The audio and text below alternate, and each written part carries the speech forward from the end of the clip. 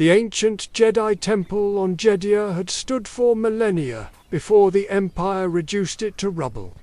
Now, 3 years after the Battle of Yavin, Kael Vross picked through its ruins with reverence, bordering on obsession. His fingers brushed against something smooth beneath the duster kyber crystal. Fractured, but still humming with the Force. Unlike the synthetic crystals the Empire forced into their weapons, this was genuine, once attuned to a Jedi, now long dead. Kael had been that Jedi's Padawan, though he'd been only 12 when Order 66 shattered the galaxy. Still searching for ghosts, Kael turned to find Mira Than emerging from behind a collapsed pillar. The former Imperial intelligence officer had proven herself to the rebellion, but trust came slowly to those who'd worn that uniform. "The Force doesn't create ghosts," Kael replied, pocketing the crystal. "Only echoes. Everything that happens leaves its mark." The Jedi understood that the living Force flows through all things, and the cosmic Force preserves the patterns. Mira's expression softened. She'd heard him speak of such things before, philosophical musings that seemed at odds with a galaxy at war. "The rebellion needs you on Dantuan. There's been activity near the old Enclave ruins, the Dantuan Enclave, where the Jedi had trained for generations before Darth Malak's bombardment nearly 4,000 years ago. Kael had studied the histories obsessively during his abbreviated training, the Tales of Revan, the Jedi Civil War, the cyclical nature of conflict between Jedi and Sith. "Another echo," he murmured, following Mira to her ship. In his pocket, the fractured kyber crystal pulsed with memories of its fallen master, and of the darkness that had consumed him. The grasslands of Dantuan rolled endlessly beneath gathering storm clouds. Kael stood before the ruins of the Jedi Enclave, feeling the weight of history pressing down like a physical force. Here Revan had trained, here countless Jedi had walked the path of light before darkness consumed them more they consumed it. His own master, Jedi Knight Karan Vey, had been obsessed with the concept of balance. "The prophecy speaks of one who will bring balance to the Force," Karan had told him during their last lesson, hours before clone troopers turned their blasters on them both. "But balance isn't the triumph of light over dark, Kael. It's understanding both exist in all of us." Kael had survived by hiding, by suppressing his connection to the Force so thoroughly that even Vader's Inquisitors passed him by. Corran had died protecting him. His final words, lost in blaster fire. "You sense it too, don't you?" Mira stood beside him, scanning the ruins with her datapad. "Something's different here." Kael extended his awareness, letting the Force flow through him as Corran had taught. Their disturbance, a wound in the Force itself. He'd felt such wounds before, places where great suffering had occurred. Malachor V had been such a place, where Revan had activated the mass shadow generator and killed thousands. The echo of that devastation still rippled through the Force, millennia later. This was different. Fresher. "Someone's been practicing Sith alchemy," Kael breathed. Recently, the ruins trembled.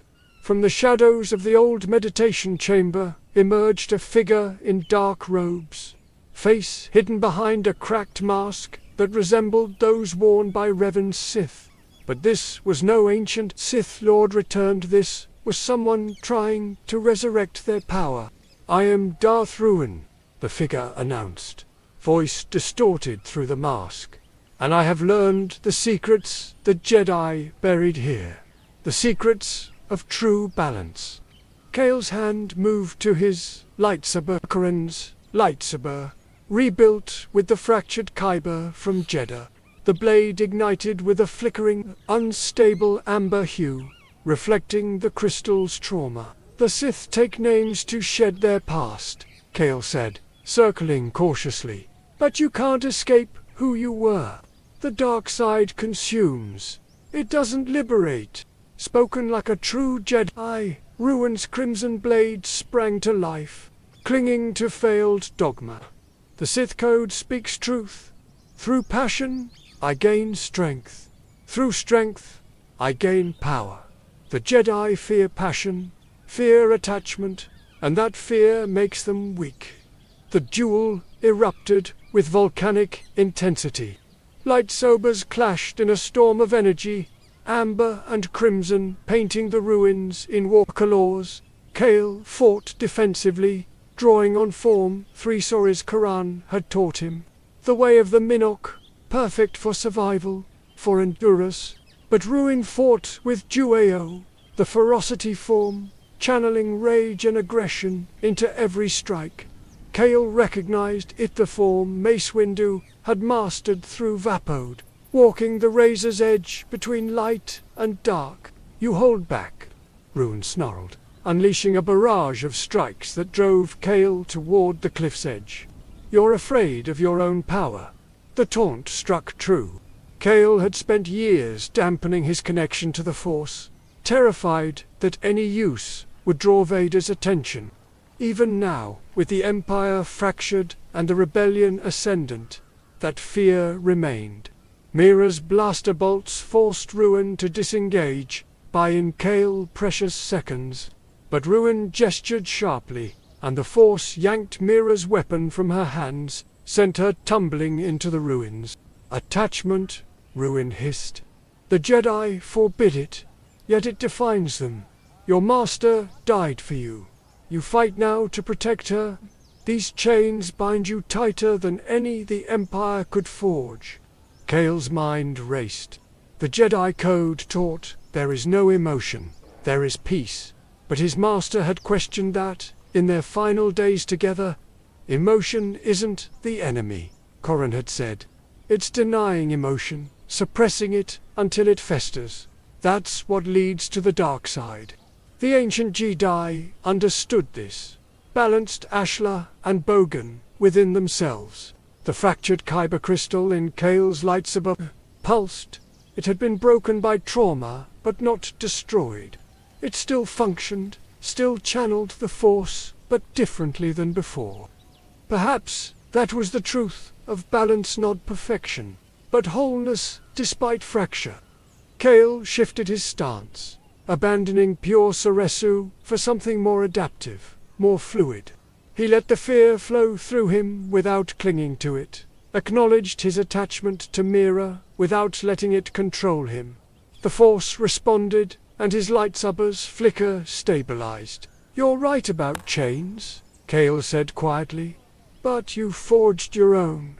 The dark side promises freedom through power, but it only enslaves you to your worst impulses. Their blades met again, but this time Kael wasn't merely defending. He was present, balanced between action and restraint, emotion and peace. Rune's assault grew more desperate, more aggressive. The dark side fed on negative emotion, but it also consumed those who wielded it. Kael could see exhaustion creeping into his opponent's movements, the price of channeling hatred and rage. Then Ruin made his mistake, overextending for a killing blow. Kael sidestepped, and with precise economy, severed the Sith's lightsaber at the hilt. The crimson blade died. Ruin stumbled backward, disarmed and defeated. Kael leveled his blade at the fallen warrior. One strike! That's all it would take! Do it! Ruin rasped, mask crackling as breath came labored. Strike me down! It's the Jedi way, isn't it? To end the Sith! Kael's hand trembled. The kyber crystal in his lightsaber resonated with his uncertainty. How many Sith had died in this ancient war? Thousands. Millions. The cycle of violence between Jedi and Sith had consumed the galaxy for millennia.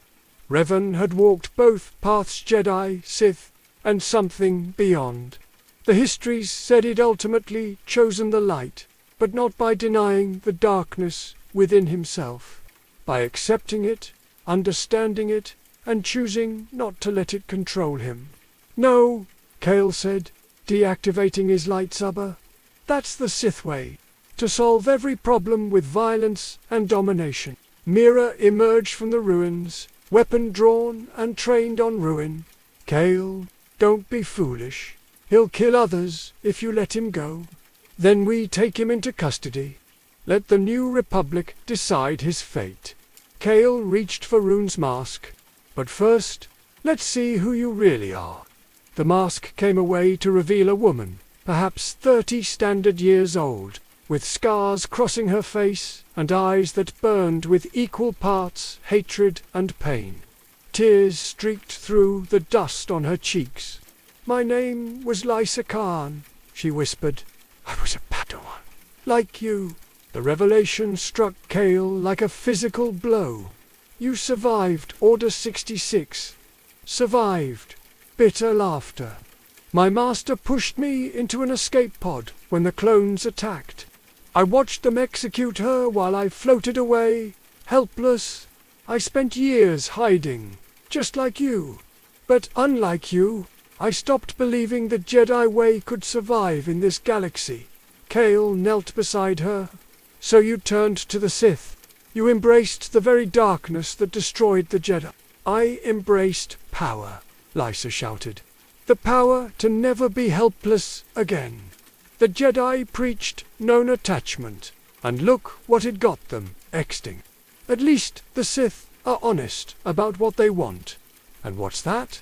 Kael asked gently. "The Sith Code promises victory, yet every Sith Lord eventually falls. Darth Bane created the rule of two because the Sith kept destroying themselves. Even Palpatine, the most powerful Sith in 1,000 years, was thrown down a reactor shaft by his own apprentice. Where's the victory in that?"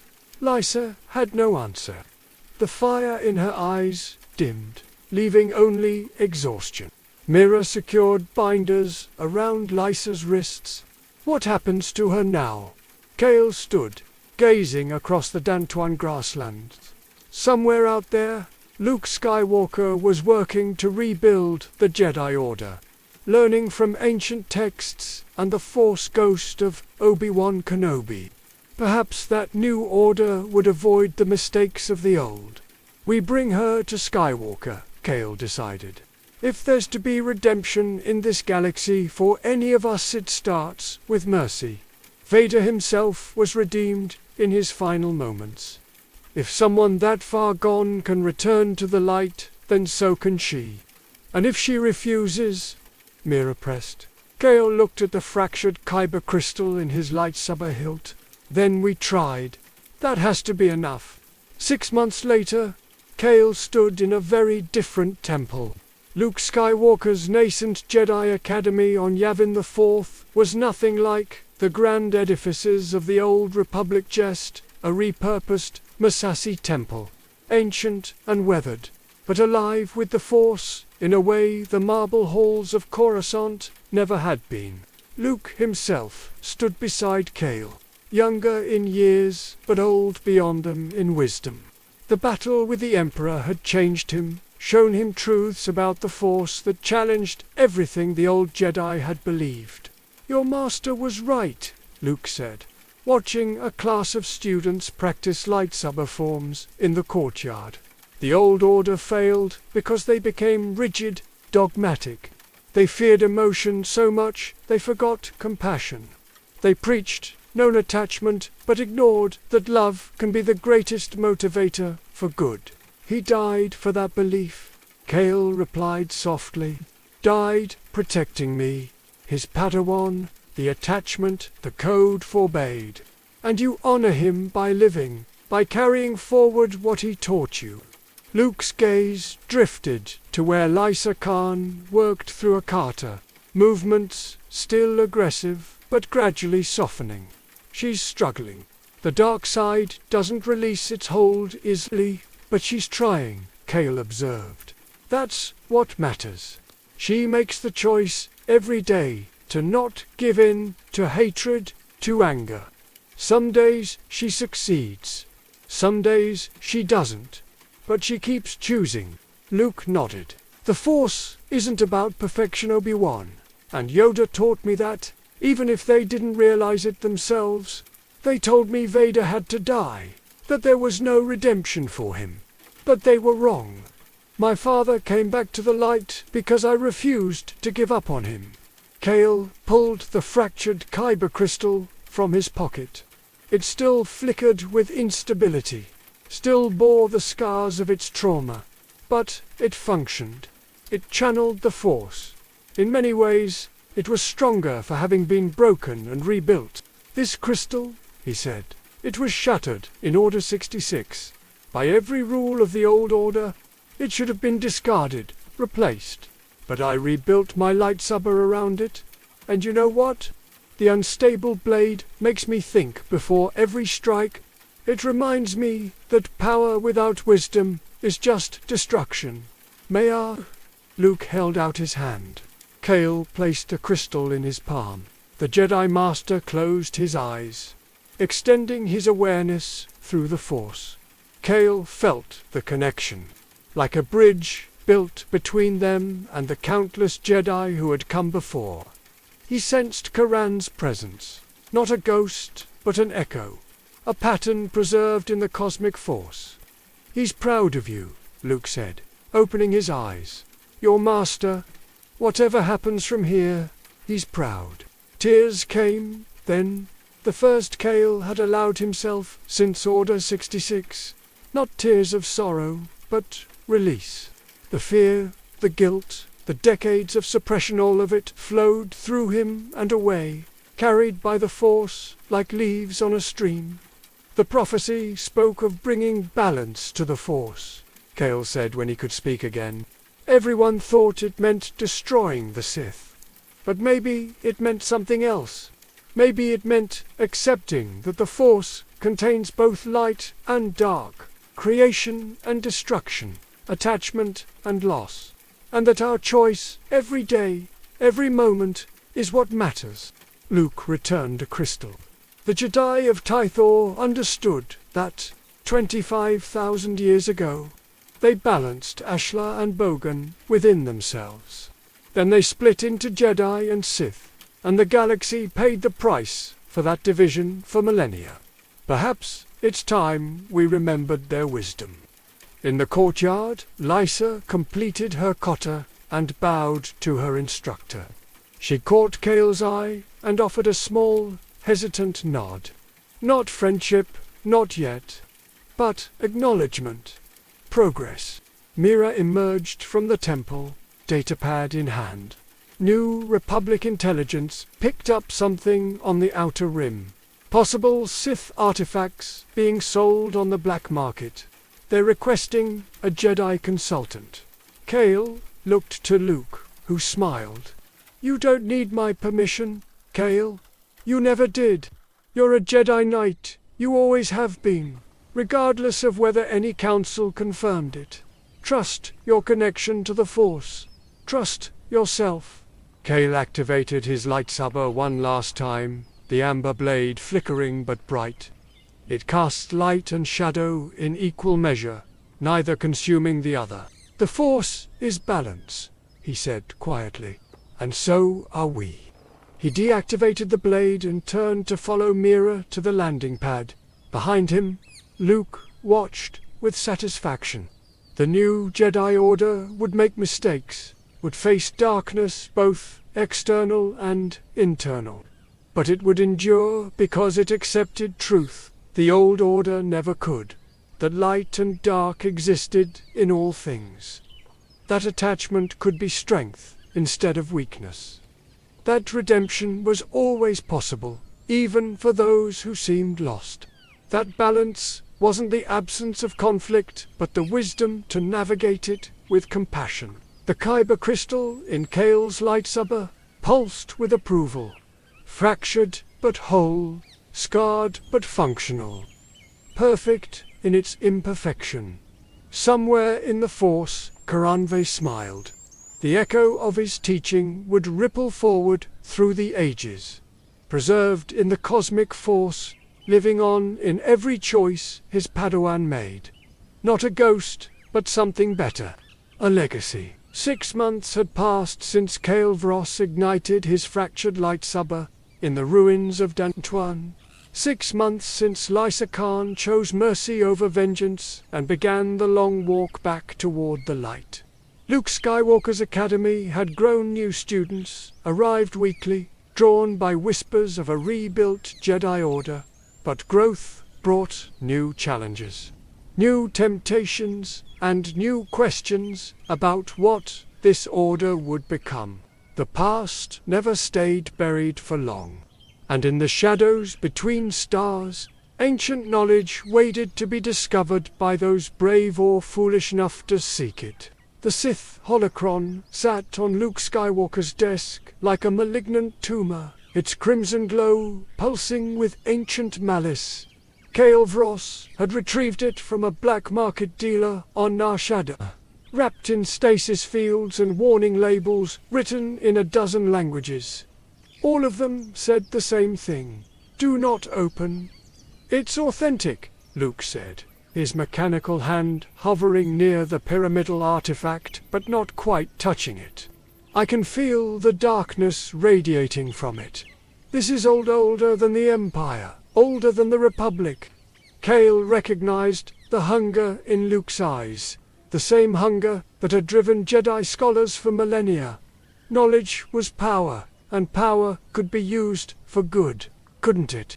"The dealer said it belonged to Darth Andeddu," Kael reported, consulting Mira's intelligence brief.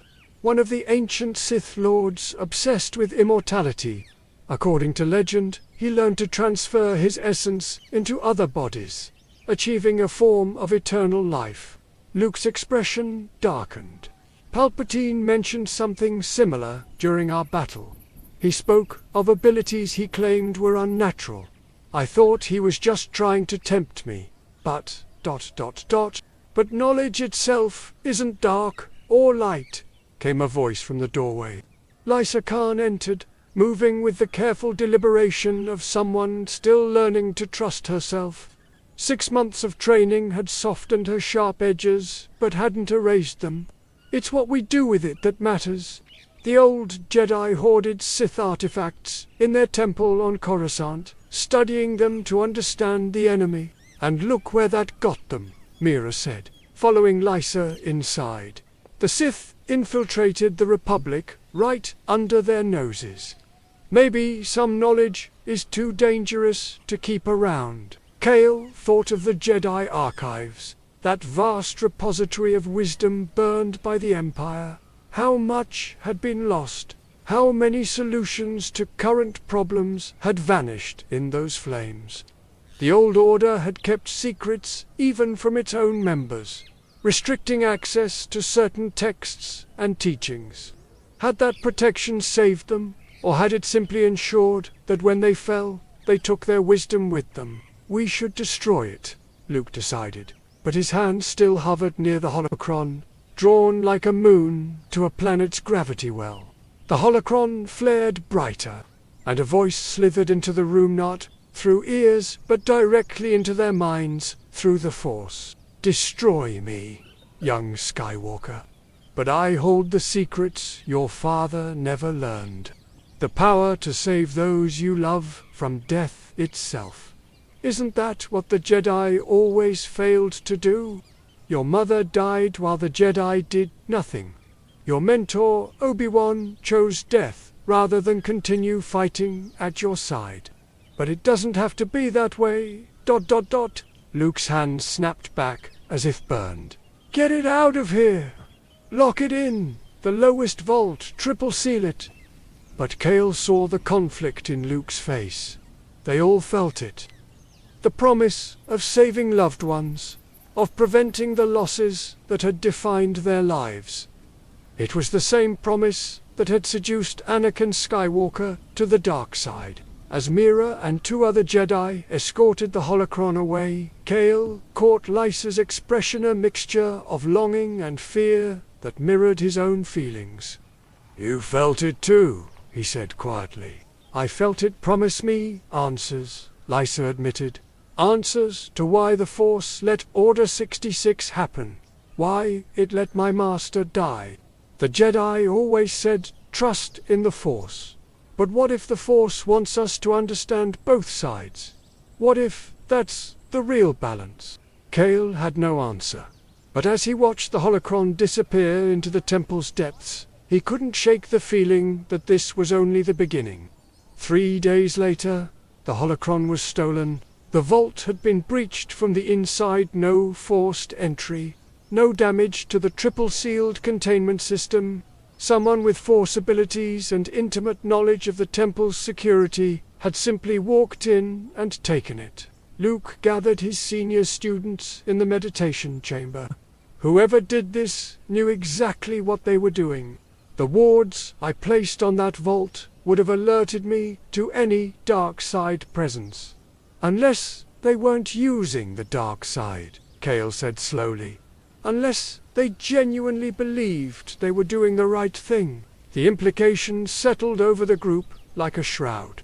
Someone at the Academy, someone they trusted, had fallen to temptation disguised as righteousness. Lysa stood abruptly. I'll find them. I know how Sith think, how they justify their actions. Let me... No, Luke interrupted gently but firmly. You're still healing, Lysa. Confronting whoever took this could push you toward darkness again. We all saw how the Holocron affected us, so I'm not trusted. Is that it? Lisa's voice carried an edge that hadn't been there in months. I'm still the fallen Jedi, still under suspicion. Kael recognized the hurt beneath her anger. He'd felt it himself during years of hiding, wondering if he was truly a Jedi or just someone who'd failed to die with the Order. Identity was a fragile thing, easily shattered and painfully rebuilt. That's not what he means, Kael interjected. None of us are immune to temptation. The Holocron spoke to all of us, promised each of us something we wanted. That's how the dark side works. Doesn't announce itself as evil. It comes dressed in our deepest needs. Mira pulled up a holographic display of the temple's security footage from the night of the theft. I've been analyzing the logs. Look at this. The footage showed a figure in Jedi robes moving through the corridors at 0300 hours. Their face was hooded, but their movements were confident, purposeful. At the vault entrance, they placed their hand on the biometric scanner, and the door simply opened. That's a level 1 clearance, Luke said, his voice heavy. Only 5 people in this academy have that. Me, Kael, Lysa, Master Velt, and Jedi Voss, Kael finished. Your first student? Jedi Voss had been a rebel pilot who discovered his Force sensitivity during the Battle of Endor. Luke had begun training him even before establishing the Academy. He was powerful, dedicated, and carried the weight of legacy. His grandfather had been a Jedi Knight during the Clone Wars. Executed during Order 66. It makes a terrible kind of sense, Luke admitted. Jarek has been obsessed with his grandfather lately. He found his lightsaber in the archives, learned his name was Kael Vross. He kept asking me about techniques for contacting the dead, ways to speak with Force ghosts. The Holocron promised answers about death, Kael said. About preventing it, transcending it, for someone desperate to connect with lost family, ... It would be irresistible, Lysa finished. She looked at Luke with newfound understanding. You're afraid it's happening again. Another Skywalker, watching a student fall to the dark side, unable to stop it. Luke's silence was answer enough. Mira's console chimed. I've got a trace on Jarek's ship. He filed a flight plan for Korriban, the Sith homeworld, Kael breathed. Of course. If he wants to unlock the Holocron's full knowledge, he'd need to go to a place steeped in dark side energy. Luke stood, decision crystallizing in his eyes. Then we go after him. Kael, Lysa, you're with me. Mira, coordinate with New Republic intelligence Sith. This goes wrong, we'll need backup." As they prepared to depart, Kael couldn't help but wonder, was Jarek a thief? Or was he simply a student trying to learn? The line between seeking knowledge and courting darkness had always been perilously thin. The old Jedi Order had tried to eliminate the risk by restricting information, creating secrets and hierarchies. But secrets had their own cost. Perhaps there was no safe answer. Perhaps the question itself was the trap. Korriban's red sands stretched endlessly beneath a blood-colored sky. The planet itself seemed to pulse with malevolence, as if the very ground remembered the atrocities committed here across millennia. Massive statues of ancient Sith Lords loomed over the Valley of the Dark Lords, their stone faces eroded by time but no less terrifying. Kael felt the dark side pressing against him like a physical weight. This place had been sacred to the Sith for thousands of years. Naga Sado, Marka, Rangyos, Ajunta Pol, and countless others had trained here, ruled here, died here. Their tombs honeycombed the valley, each one a nexus of corrupted Force energy. "I can feel them," Lysa whispered, her voice strained. "All the dead Sith. They're not gone, not really. Their anger, their hatred, it's soaked into this place like blood into sand." Luke's expression was grim. "Focus on the living Force, on the present moment. Don't let their echoes pull you into the past." But even he seemed shaken by the oppressive darkness. Mira's Scanar pinged. "Jarek's ship is in the valley near the largest tomb. According to the archives, that's the tomb of Tulak Hord Sith, Lord from 5,000 years ago, one of the greatest lightsaber duelists in history. Also one of the most brutal," Kael added. "The histories say he could drain the life from his enemies, that he performed Sith rituals that twisted entire species into monsters. If Jarek is in there, ... They found Jarek's ship abandoned, its boarding ramp still extended. The tomb entrance yawned before them, a mouth of darkness that seemed to swallow light itself. As they descended into the tomb, the walls came alive with ancient Sith writing and images of conquest. Kael recognized some of it from his studies instructions for Sith alchemy, rituals of power, histories of the Sith Empire. All of it forbidden knowledge, all of it dangerous. They found Jarek in the central chamber, kneeling before an altar with the Holocron hovering above it, fully activated. A ghostly image projected from the divisor Sith Lord in ancient armor, speaking in a language that somehow translated directly into understanding through the Force. ... And thus you shall achieve immortality, young seeker. Your essence preserved beyond the death of flesh, able to inhabit new bodies as one might change robes. All you require is the ritual and the will to sacrifice. ... Jarek, Luke called out. "Step away from the Holocron." Jarek turned, and Kael's heart sank. The young Jedi's eyes had changed. They hadn't turned yellow, as the Siths often did, but they held a fevered intensity that spoke of obsession. "Master Skywalker," Jarek said, his voice eerily calm. "You don't understand. This knowledge, it's not evil. It's the missing piece, the answer to everything the Jedi have suffered."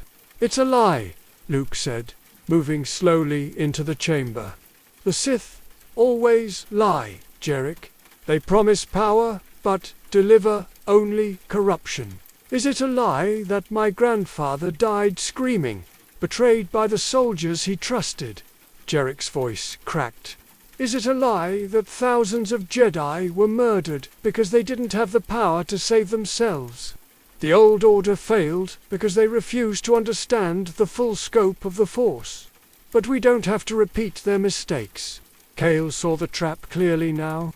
Jarek wasn't wrong. The old order had failed, had been rigid and blind to the growing darkness. But the solution wasn't to embrace that darkness. It was to find genuine balance, not the false balance the dark side promised. Your grandfather didn't die because he lacked power, Kael said quietly. He died because someone he trusted betrayed him. No amount of Sith knowledge would have changed that. Palpatine himself, the most powerful Sith in 1,000 years, was killed by the person closest to him. Because he didn't go far enough, Jarek insisted. The Holocron teaches true immortality essence transfer.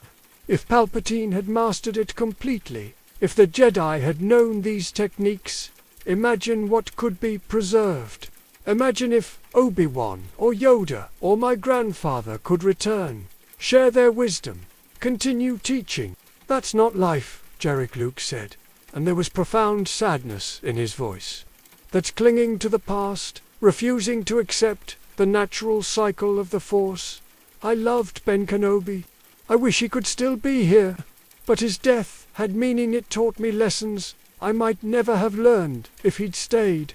The Force needs both life and death, both creation and destruction. Easy to say when you still have your family, Jarek shouted.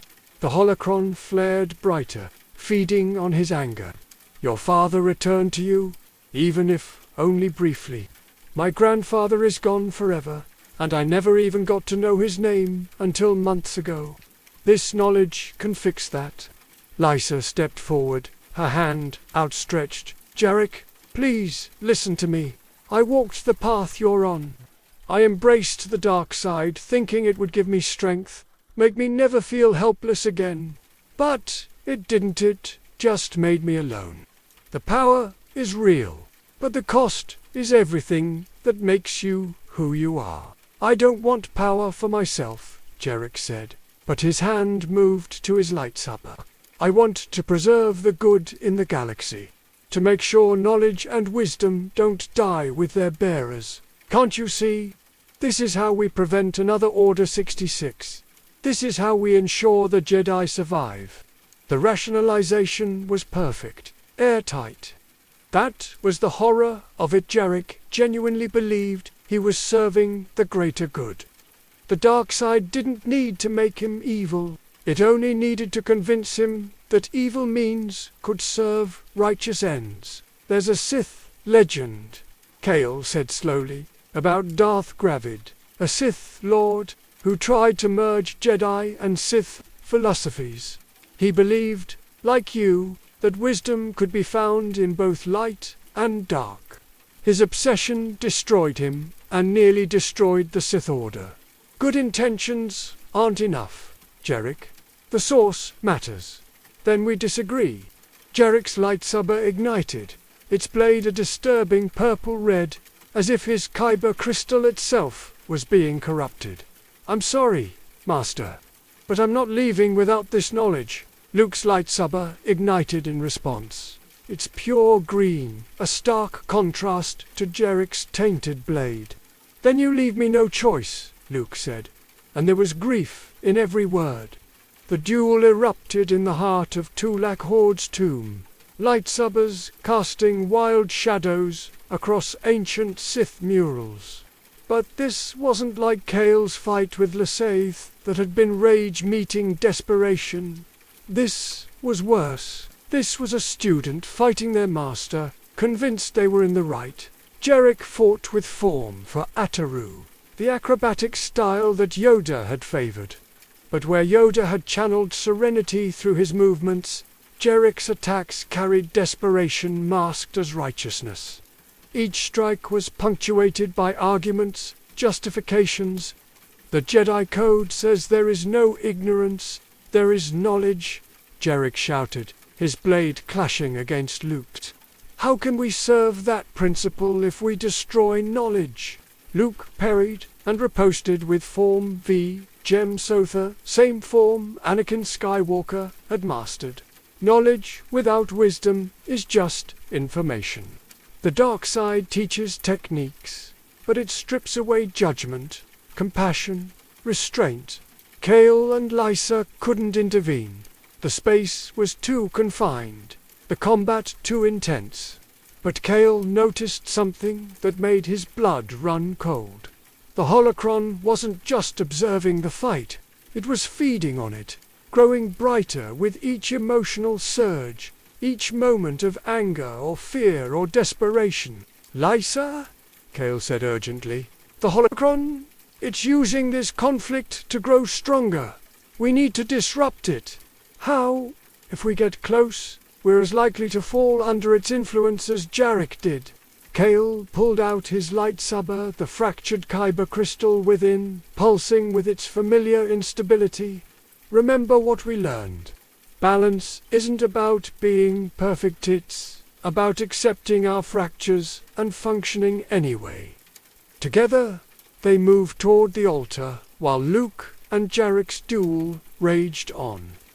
The Holocron's voice slithered into Kael's mind immediately. "Ah, the broken Jedi, still clinging to your damaged crystal, your damaged life. I can teach you to repair it, to repair yourself. All the scars of Order 66 erased, all the trauma healed. Your master could return, speak with you again, guide you as he once did. Doppo, Kael gritted his teeth. The promise was tailored perfectly to his deepest wound. But he'd learned something in the 6 months since facing Lysa. Wounds could heal without being erased. Scars could be sources of strength rather than shame. "No," he said firmly, "Corran is at peace in the cosmic force. I honor him by living, not by dragging his essence back into the world." He raised his lightsaber and Lysa raised hers beside him. The Holocron shifted targets. The failed Sith, the one who couldn't even maintain her conviction. "You'd think the light side welcomes you. You'll always be tainted, always be suspect. But I can teach you true power. Power that will make them respect you, fear you, never dismiss you again. Lysa's hands shook on her lightsaber hilt. Kael could feel her struggle, the dark side's whispers working at the cracks in her rebuilt identity. She'd been a Padawan, then a Sith, now a Jedi again. But what was she really? "You're whoever you choose to be," Kael said aloud, answering her unspoken question. "Not what you were, not what others think you should be. Your choice, right now, in this moment, that's what defines you." Lysa took a deep breath, and when her eyes opened, they were clear. "I choose the light, not because I'm perfect, but because I'm not." Their lightsabers struck the Holocron simultaneously. The device shrieked an actual sound, not just a force presence, and the ghostly Sith Lord's image distorted, but it didn't shatter. Holocrons were designed to be nearly indestructible, their knowledge too valuable to risk losing to simple damage. "It's not enough," Lysa shouted over the din. "We're not destroying the knowledge, we're just damaging the container." Kael understood instantly. The true danger wasn't the Holocron itself, it was the ideas it contained, the seductive logic it presented. You couldn't destroy an idea with a Suba.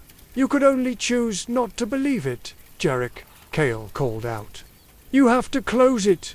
You're the one who opened it too, the one it's bonded to. It won't close for us." For a moment, Jarek's blade froze mid-stride. His eyes darted between Luke, the Holocron, Kael, and Lysa. The weight of decision pressed down on him visibly. "If I close it," Jarek said slowly, "the knowledge is lost. My grandfather's murderers go unpunished. The Jedi remain vulnerable to another purge. How can I choose ignorance over knowledge?" "You're not choosing ignorance," Luke said, lowering his lightsaber. "You're choosing wisdom over information. You're choosing to trust that some paths, even if they lead to power, aren't worth walking." "But what if you're wrong?" Jarek's voice broke. "What if the galaxy needs this knowledge, and I'm the only one brave enough to preserve it? Then you'll have to live with that uncertainty," Kael said. "That's what it means to walk in the light.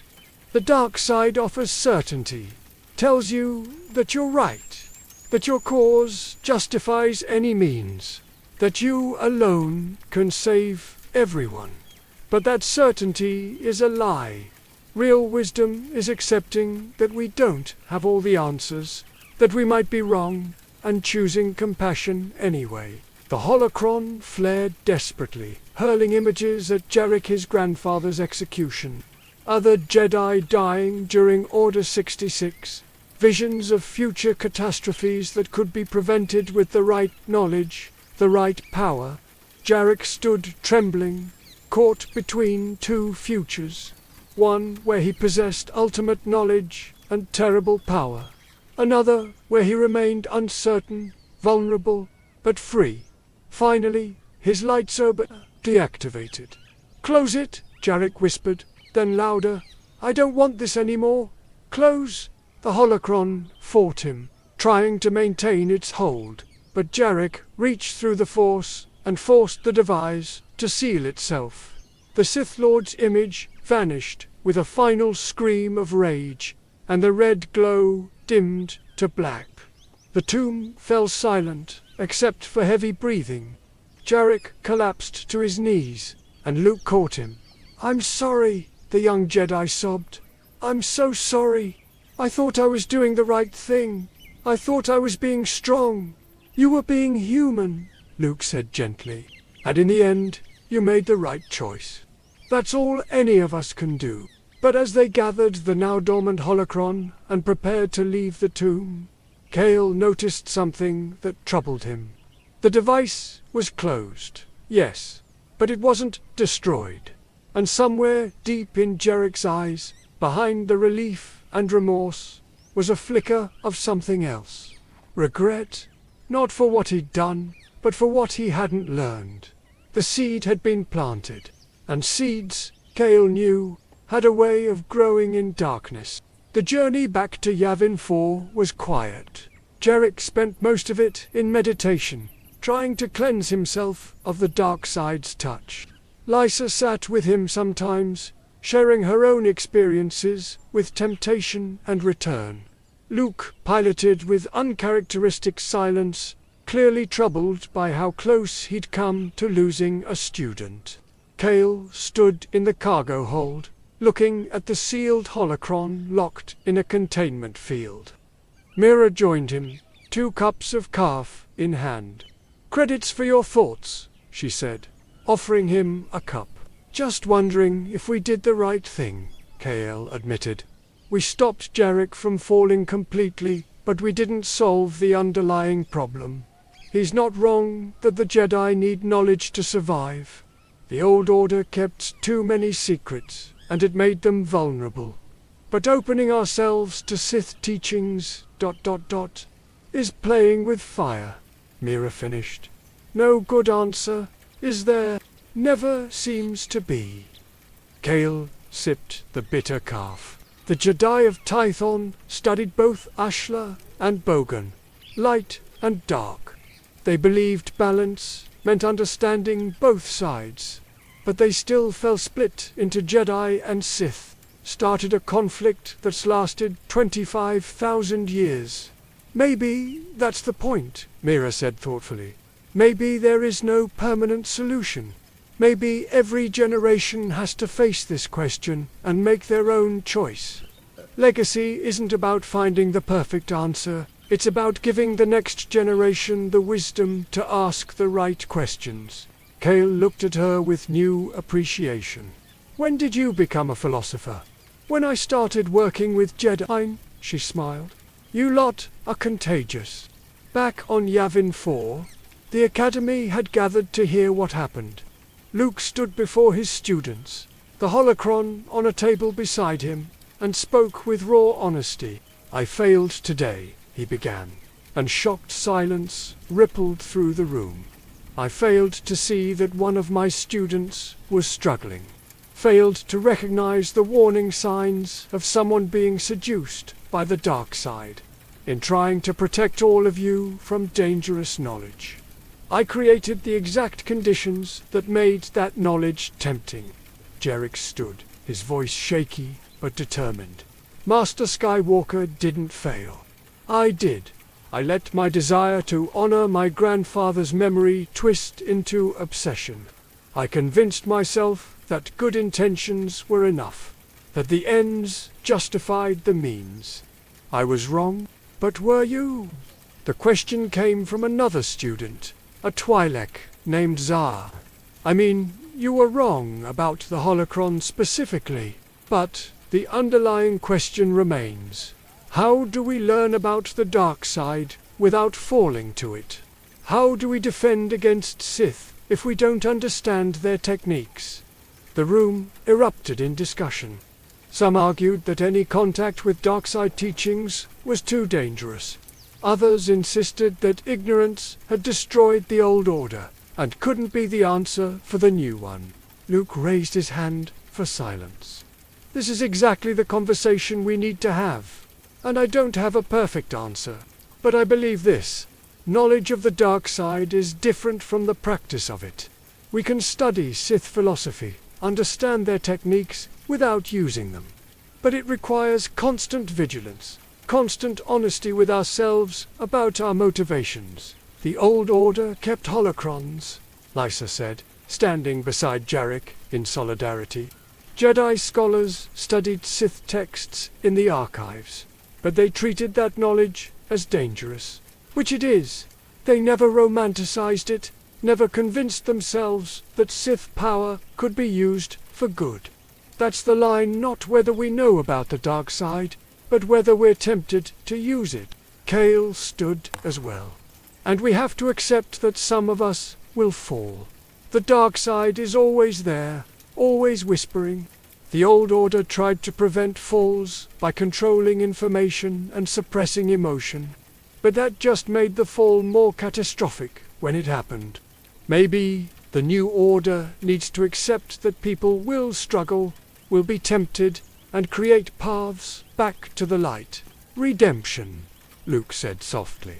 My father taught me that he'd fallen further than almost anyone, and he still found his way back. If we believe in redemption, then we have to believe that falling isn't final. That choice always remains.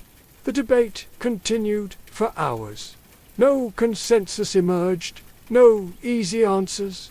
But what did emerge was something more valuable. A willingness to grapple with difficult questions, to accept uncertainty, to trust each other despite the risks. Later that night, Luke called Kael, Lysa, and Jarek to his quarters. The holocron sat on his desk again, still dormant. I've decided what to do with it, Luke announced. We're not going to destroy it, and we're not going to hide it away. We're going to study it carefully, collectively, with full transparency about what we're learning and why. If this new order is going to succeed where the old one failed, we need to be honest about the dangers we face, including the dangers within ourselves. That's risky, Kael said. Everything is risky, Luke replied. Keeping it secret is risky. Secrets led to Palpatine's rise. Destroying it is risky. We lose knowledge that might be crucial someday. Using it is risky, for obvious reasons. So we choose the risk that aligns with our values. Transparency, trust, and faith that we can face darkness without being consumed by it. Jarek looked at the holocron with lingering hunger, but also fear. I want to be part of that study group. I need to understand what almost destroyed me. You will be, Luke assured him. But under supervision, with support, and with the understanding that the moment it becomes too much, you step away. No shame in that, only wisdom. As they left Luke's quarters, Lysa caught Kael's arm. Do you think this will work? This new approach? Kael thought of his fractured kyber crystal, still unstable, still scarred, but functional. He thought of the Jedi's attempt at balance, the old order's rigidity, the Sith's seductive promises. Every approach had its flaws. Every philosophy had its blind spots. I don't know, he admitted. But I know hiding from the darkness didn't save the old order. Maybe facing it honestly will give us a chance. And if it doesn't, if this leads to more falls, more darkness, then we'll deal with it. Together. Kael looked back at Luke's quarters, where the Jedi Master sat studying the inactive Holocron with wary determination. Legacy isn't about leaving a perfect system behind. It's about giving the next generation the tools and wisdom to face whatever comes. Luke is doing that. We're doing that. The rest is up to those who come after. Lysa nodded slowly. My master used to say the Force has a will of its own, that it guides us even when we can't see the path. I stopped believing that when Order 66 happened, but maybe the Force's will isn't about protecting us from difficult choices. Maybe it's about giving us the strength to make them. They walked through the temple as night fell over Yavin 4. Around them, students practiced forms, meditated, laughed, argued, lived. The academy wasn't perfect. Some students would fall. Others would leave. Dangers would emerge from within and without. But they would face those challenges together, in the light, with honesty about their own capacity for darkness. That was the true Legacy perfection. But the courage to remain imperfect and keep trying anyway. In his pocket, Kael's fractured kyber crystal pulsed with warmth. Corran would have approved, he thought. Not because this path was safe, but because it was honest. And honesty, in the end, mattered more than certainty. The stars wheeled overhead, indifferent to the small struggles of Force users on one jungle moon. But for those who walked the path between light and dark, who carried the weight of legacy and the burden of choice, those struggles were everything.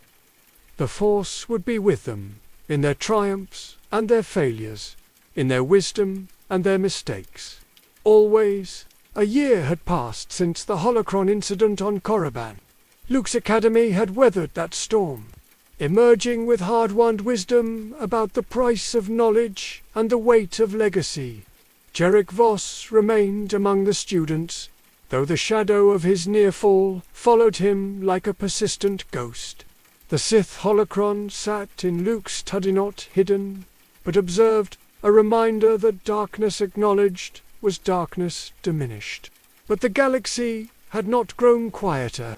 Fragments of the Empire still clung to power in the Outer Rim. Warlords carved out petty kingdoms from the Republic's ashes, and in the unknown regions, something ancient stirred something that had been watching, waiting, learning from every Jedi triumph and failure across the millennia. The time for small lessons had passed. The true test was beginning. Kael woke gasping, his fractured kyber crystal blazing with light on his bedside table. The vision had been so vivid, it felt more like memory than dream. A world of ice and storms. A vergence in the Force so powerful, it made Dagobah feel like a candle beside a star. And at its center, a structure that was neither Jedi temple nor Sith tomb, but something older, something from before the schism that had split the galaxy into eternal war. His calm link chimed before he could steady his breathing. Luke's voice came through, strained and urgent. My quarters now, everyone. 10 minutes later, Kael stood with Lysa, Jarek, Mira, and a dozen other senior students as Luke paced before them. The Jedi Master looked like he hadn't slept in days. I've been having visions, Luke said, without preamble. For 3 weeks now, every night, a world I don't recognize, a presence in the Force unlike anything I've encountered. It's not dark side, not light side, it's something else entirely. I had the same vision, Kael said slowly. Tonight, a world of ice. Zilla, interrupted Master Velth, an elderly Kaiser's Jedi who had joined the Academy 6 months prior. His red eyes widened with recognition and something that looked like fear. "You're describing Zilla, homeworld of the Kaiser's ascendancy. But that's impossible. Zilla is known space, well documented. There's nothing there but ice, politics, and military installations. Unless there's something the Kaisers don't want found," Mira said, already pulling up star charts on her datapad. "My intelligence contacts have reported unusual activity in Kaiser's space. Ships disappearing, communication blackouts, rumors of an archaeological discovery that the Ascendancy has locked down tighter than a Hutt's treasury." Lysa stepped forward, her expression troubled. "Master Skywalker, when you say the presence wasn't dark or light, the Sith Holocron taught that before the Jedi and Sith split, there were Force users who walked a different path. The Jedi are the most famous, but there were others. Older traditions from the dawn of galactic civilization." Luke nodded. "The Celestials, the Architects, the ones of Mortis. Legends speak of beings and civilizations that understood the Force in ways we've forgotten. What if something survived? What if whatever the Kaisers found is a remnant of that ancient knowledge? Then everyone will want it," Jarek said quietly.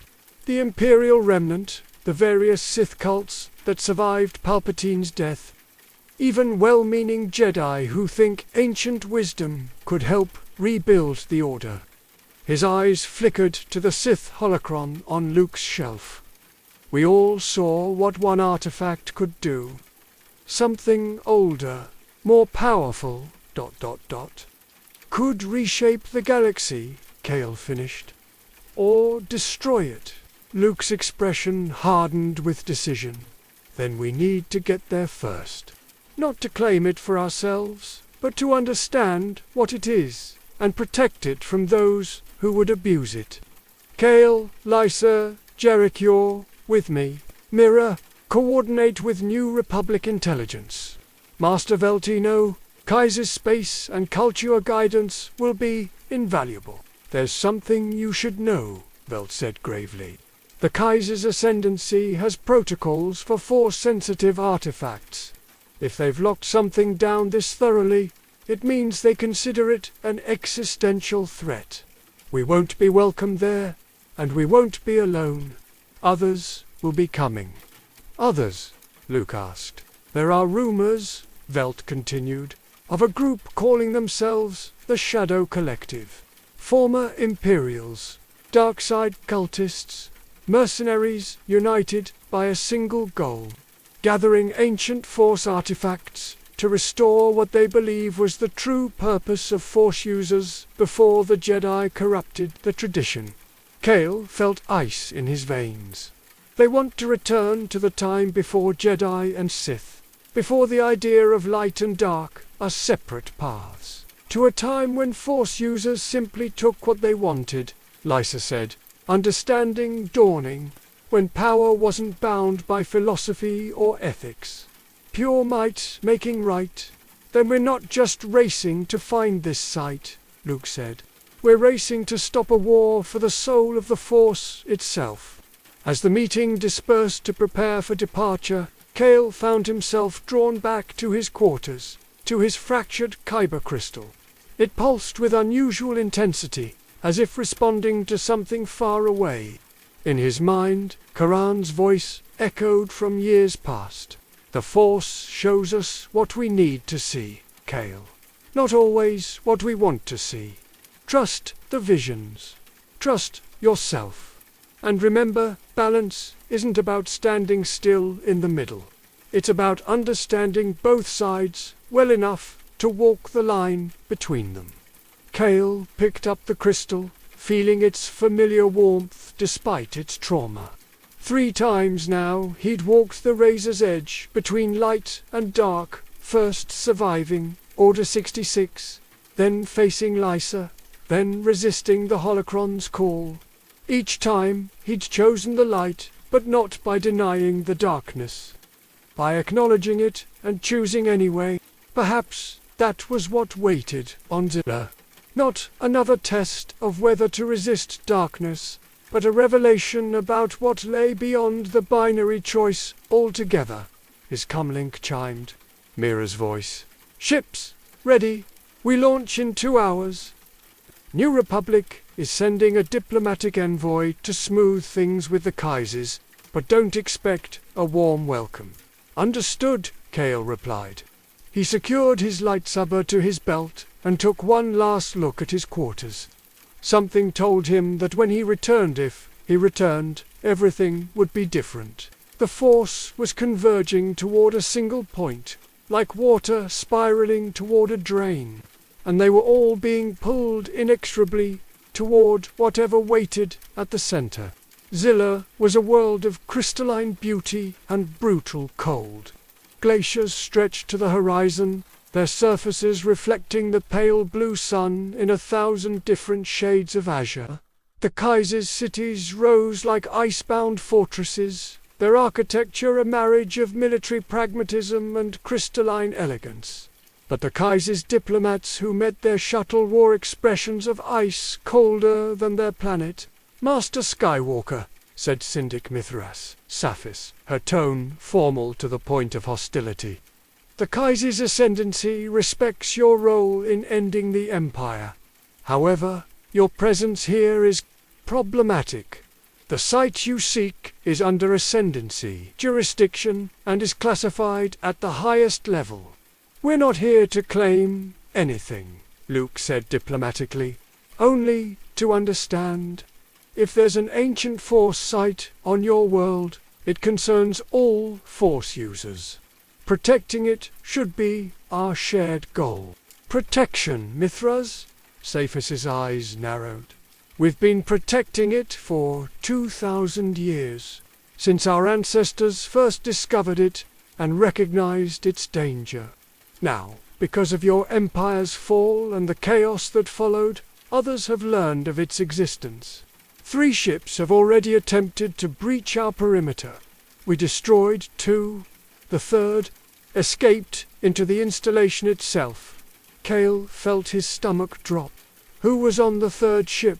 We're still identifying bodies from the crash, but the survivors wore no identifying marks. Professional soldiers, heavily armed, and carrying equipment designed to breach force-sealed barriers. She paused. They also had a Sith Holocron with them, similar to the one in your possession, Master Skywalker. Luke's expression darkened. The Shadow Collective. So you know of them? It wasn't a question.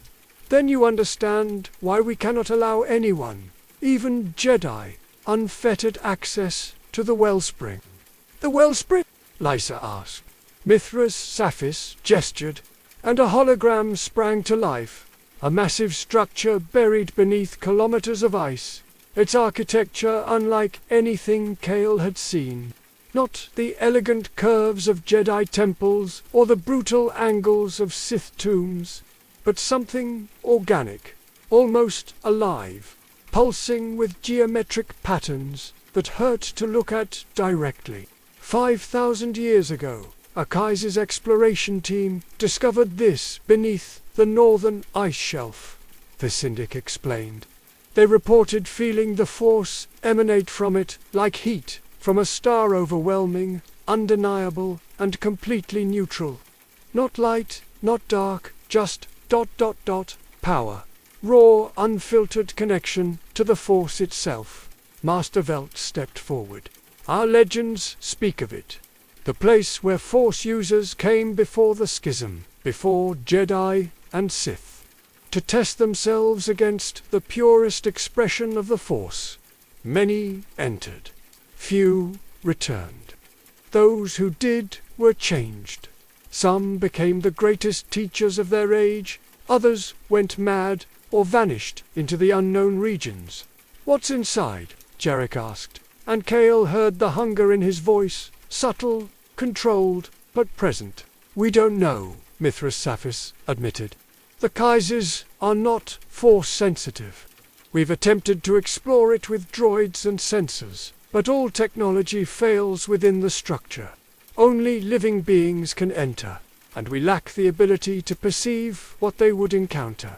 Over the centuries, we've allowed exactly 7 Force users to enter, all volunteers, all fully briefed on the dangers. 3 returned with knowledge they claimed was vital to understanding the Force's true nature. 4 never emerged. And the Shadow Collective is in there right now, Mira said grimly. We believe so. They've been inside for 3 days. We've detected seismic activity and Force disturbances, but nothing definitive. If they're attempting to activate or control something within the Wellspring... She let the implication hang. Luke turned to his team. We need to go in. If the Shadow Collective is trying to weaponize this site or extract its knowledge for their own purposes, we can't let that happen. Agreed, Mithras Saphis said. But understand this. The Ascendancy will not risk the Wellspring's power being unleashed. If we detect any sign that the structure is becoming unstable or being compromised, we will collapse the entire ice shelf on top of it. We've prepared thermal charges that will trigger a controlled avalanche, burying the site under 10 kilometers of ice. You'd destroy it? Kael asked, shocked. Better destroyed than in the wrong hands. Better buried than unleashed. Her expression softened slightly. The Wellspring has stood for millennia, untouched and dormant. If it's meant to be found, it will be but on the galaxy's terms, not through theft and violence. That's as close to wisdom as my people can offer. Luke nodded slowly. How long do we have? The thermal charges are on a 72-hour delay from the moment the Shadow Collective breached the perimeter. That was 3 days ago. You have 12 hours before we bury the Wellspring forever. Then we'd better move fast, Kael said, as they prepared to descend into the ice. Kael caught Jarek staring at the hologram of the Wellspring with an expression that mingled fear and longing. Since the Caribbean incident, Jarek had been exemplary, dedicated, cautious, always the first to question his own motivations. But that look, you feel it too, Lysa said quietly, appearing at Kael's shoulder. The pull, it's not like the Holocron, not seductive or manipulative, just ... present, like gravity, like destiny. Do you believe in destiny? Kael asked. Lysa smiled sadly. I believed I was destined to become a great Jedi, like my master. Order 66 shattered that belief. Then I believed I was destined for darkness, for revenge. You shattered that now. She looked at the Wellspring's image. Now I think destiny is just the word we use for choices we don't realize we're making. Deep philosophy for a glacier dive, Mira said, checking her cold weather gear. Save the existentialism for after we survive whatever's down there. Luke gathered them all together. Listen carefully. We don't know what we'll find inside. The Force in there is pure, unfiltered, without the structure and discipline we've learned. It will test our understanding of ourselves, our commitments, our very identities. Stay together, stay focused, and remember, we're not here to claim power.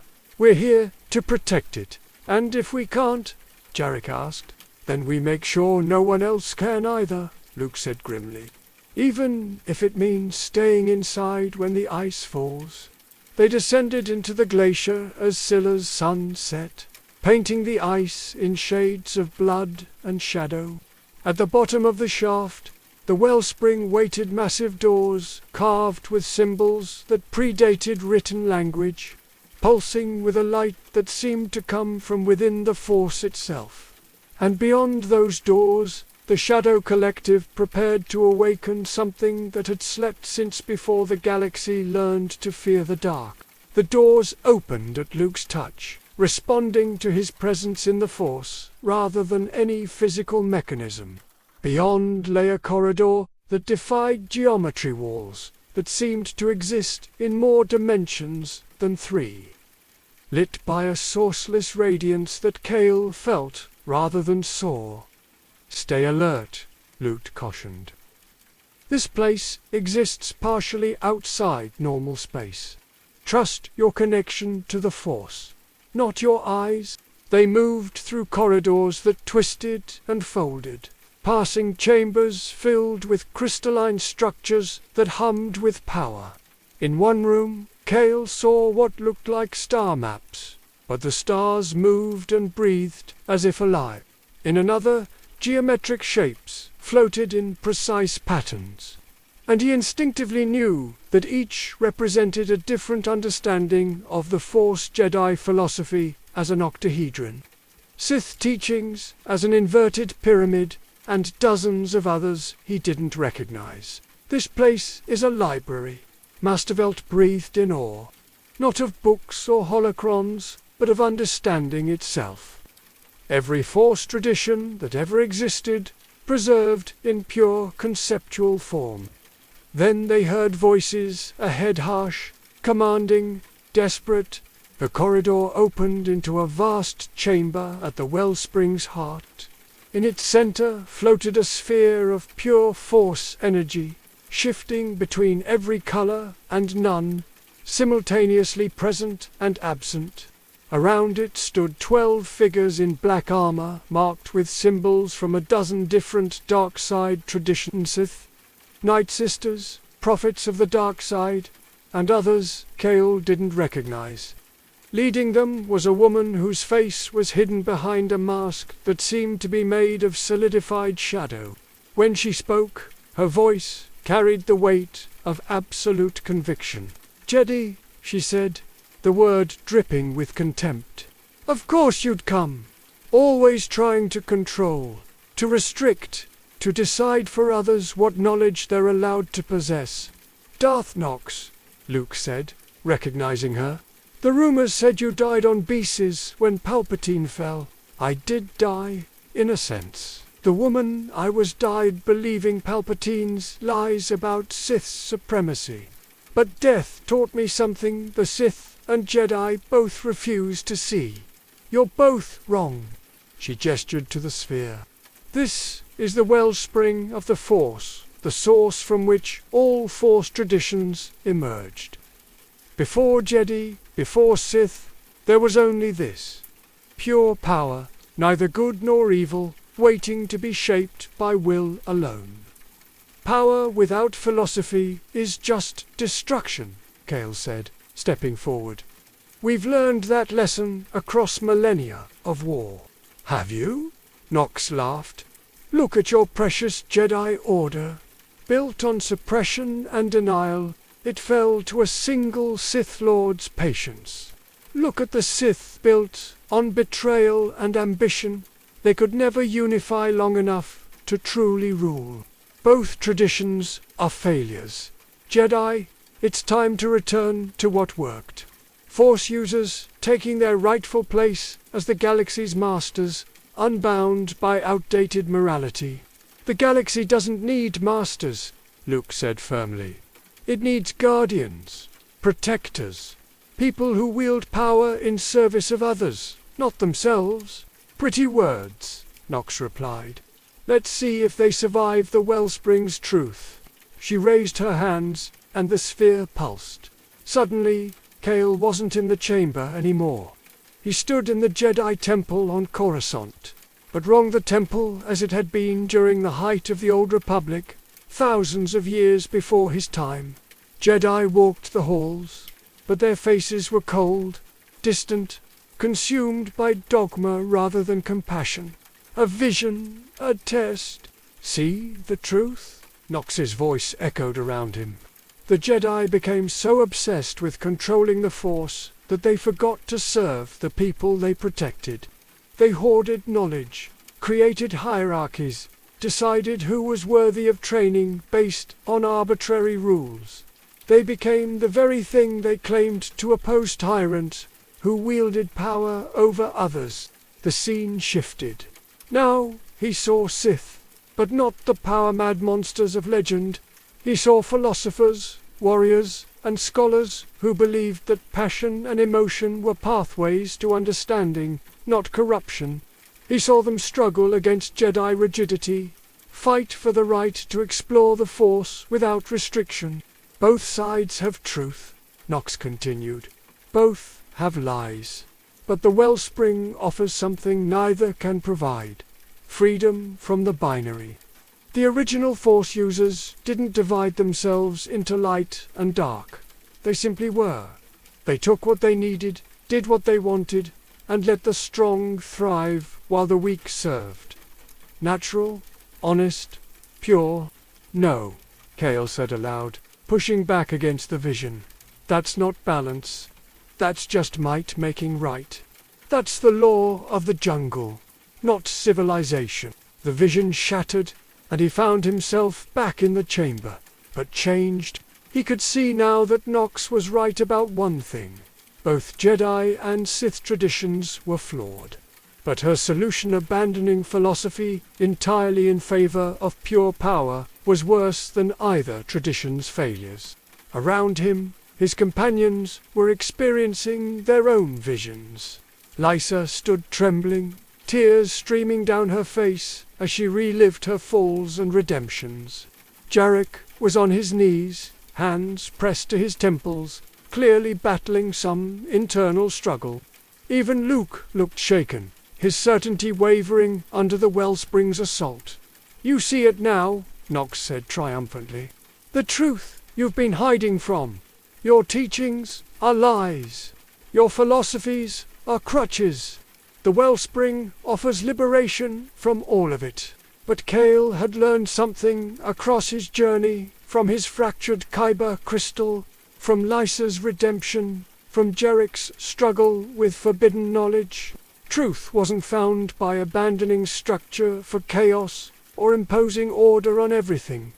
It was found in the tension between them, in the constant effort to balance competing truths. "You're wrong," Kael said, his voice gaining strength. "Philosophy isn't a weakness. It's what makes us more than animals with power. Yes, the Jedi were flawed. Yes, even Sith teachings contain kernels of truth. But the answer isn't to abandon wisdom for raw power. It's to learn from both, acknowledge our capacity for good and evil, and choose wisely anyway." His fractured Kyber crystal blazed with light, responding to his conviction.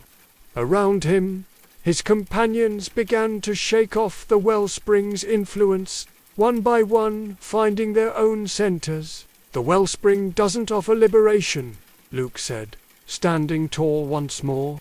"It offers temptation disguised as enlightenment. The original Force users who came here weren't masters of the galaxy. They were tyrants who eventually destroyed themselves through their own lack of restraint. That's why the Force traditions emerged, because people realized that power without wisdom leads only to ruin." Nox's confidence wavered. "You're fools. The galaxy is falling apart because Force users have been weakened by philosophy. We could restore order, could rule with strength. And who decides what order means?" Lysa interrupted, stepping forward. "Who decides what's strong? I walked the dark path, Nox. I know what it promises. But strength that comes from dominating others isn't real strength. It's just fear, dressed up as power. The Wellspring will show you," Nox snarled, and she plunged both hands into the sphere of Force energy. What happened next would haunt Kael's dreams for years to come. The sphere exploded outward, raw Force energy flooding the chamber like a tidal wave. Nox screamed, not in pain, but in ecstasy. Power beyond comprehension poured into her. Her body began to change, becoming something more and less than human, a conduit for the undiluted Force itself. "Yes!" she shouted, her voice now layered with harmonics that resonated in the Force. "This is what we were meant to be. Not servants of light or dark, but masters of the Force itself. Her Shadow Collective followers rushed forward to touch the sphere, eager to share in her transformation. Some succeeded, their bodies warping and changing as the Force reshaped them. Others simply dissolved, their minds unable to withstand the power they'd sought. "We need to stop this," Luke said urgently. "If she succeeds in channeling the Wellspring's full power, she'll be unstoppable. Everything we've built, everything we've learned, it'll all be swept away." "How?" Myra demanded, checking her weapons uselessly. "You can't fight the Force itself." But Kael was thinking of something Master Velt had said earlier. Many entered, few returned. Those who did were changed. Some became the greatest teachers of their age. Others went mad or vanished. It's not about fighting the Force, Kael realized. It's about understanding it. The Wellspring doesn't give power. It reveals what you already are, magnifies it. Nox wanted to be free of moral restraint, so that's what she's becoming. But a being without moral restraint isn't liberated. It's just chaos. Then we show it something different, Luke said. Understanding dawning. We show it what Force users should be. Together, the Jedi moved toward the sphere. Not to claim its power, but to commune with it, to add their understanding to the chaos Nox had unleashed. Kael reached out with the Force, not grasping, but offering his fractured crystal's lesson that broken things could still function. That imperfection could be strength. Lysa added her truth. That redemption was always possible. That darkness acknowledged and overcome was wisdom earned. Jarek, trembling but determined, offered his struggle with forbidden knowledge. His understanding that curiosity without wisdom was dangerous, but curiosity with wisdom was growth. Luke channeled everything he'd learned from Obi-Wan, Yoda, and his father's redemption, that love and attachment weren't weaknesses when paired with selflessness. That the light side wasn't about denying emotion, but channeling it toward compassion. The Wellspring responded, and suddenly Kael understood what this place truly was. Not a source of power, but a mirror. It showed Force users what they brought to it, magnified their intentions and beliefs to their logical extremes. The ancient Force users who'd come here seeking domination had been consumed by their own desire for power. Those who'd come seeking wisdom had found it, but transformed by the understanding of how much they didn't know. Nox had sought freedom from all restraint, and the Wellspring was giving her exactly that, showing her what a being without any moral framework became, and it was destroying her. "Stop!" Nox screamed. But now it was a cry of horror, not triumph. "No, this isn't I didn't want." But the Wellspring was implacable. It gave you what you truly desired, and Nox had truly desired to transcend morality itself. Now she was becoming something that existed only to consume and dominate, a pure predator with no higher function. She was becoming a dark side spirit, a Sith Wraith, one of the mindless entities of hunger and hate that haunted ancient battlefields. "Help me," she begged, her humanity visible for one final moment beneath the transformation. "I don't want this. I don't." Luke didn't hesitate. Despite everything, despite her attacks, her philosophy, her attempt to corrupt the Wellspring, he reached out through the Force with compassion.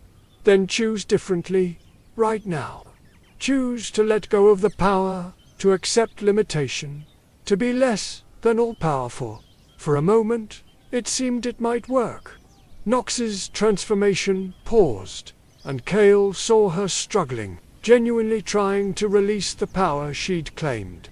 But decades of dark side practice, of teaching herself that power was the only thing that mattered, had carved grooves too deep in her psyche. "I can't," she whispered. "I don't know how to be anything else." the transformation completed. What had been Darth Nox became a being of pure malevolence, a dark side entity that lunged at the Jedi with mindless fury. They fought not to destroy, but to contain, to protect themselves and each other from a being that had once been someone capable of redemption, but had chosen power over wisdom one too many times. In the end, it was Je'daii who found the solution. Drawing on his near fall and his studies of the Sith Holocron, he recognized the pattern of Nox's existence. She's anchored to the Wellspring now. If we can sever that connection, Luke understood immediately. Together, they channeled the Force, not at Nox, but at the sphere itself, imposing structure on its chaos, adding their will to calm the storm of raw power. The sphere responded, contracting, withdrawing the energy that sustained Nox's transformation. She screamed one final time, whether in rage or relief. Kael couldn't tell, then dissolved into wisps of dark side energy that faded into nothing. The chamber fell silent. Of the Shadow Collective, only 3 survived, 3 who had held back from touching the sphere, who had watched their leader's transformation with growing horror instead of envy. They surrendered without resistance, traumatized by what they'd witnessed. Master Velt moved to the sphere, now calm and contained once more. The Wellspring didn't corrupt her. It simply showed her the truth of what she wanted to become. And when confronted with that truth, she couldn't turn away. The ultimate test, Luke said quietly. Not of power, but of Nox thought she wanted freedom from morality, but what she really wanted was power without consequence. When the Wellspring gave her exactly that, she couldn't bear what she became. Kael looked at his companions, exhausted, shaken, but fundamentally unchanged by their encounter with the Wellspring. They had each faced their truths and chosen not to be consumed by them. "We need to leave," Mira said, checking her chronometer. "We have 2 hours before the Kaisers bury this place." "Shall we?" Jarrett asked. "The Wellspring isn't evil. It's just ... honest. Brutally honest. Maybe the galaxy needs that honesty." "Maybe," Luke agreed. "But not yet. Not until there are enough people who can face that honesty without being destroyed by it. The Wellspring will wait. It's been here for millennia. She can wait a few more." As they made their way back through the twisting corridors, Kael felt the Wellspring's presence fade behind them.